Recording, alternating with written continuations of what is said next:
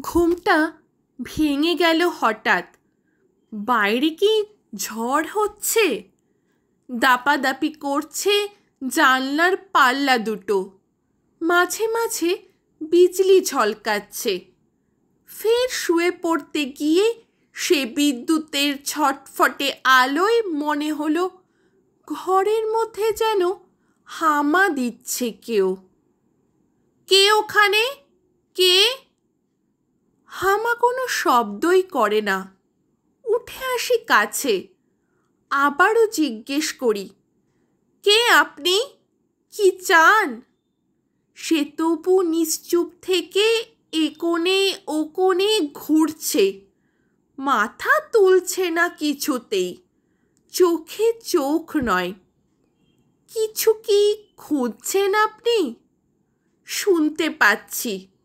খুঁজছি ঠিকই, খুঁজতে তো হবেই। পেলেই বেরিয়ে যাব নিজে নিজে হেঁটে। কি খুঁজছেন? মিহিস্বরে বললেন তিনি। মেরুদণ্ডখানা। সেই মুহূর্তে বিদ্যুৎ ছলকালো ফের।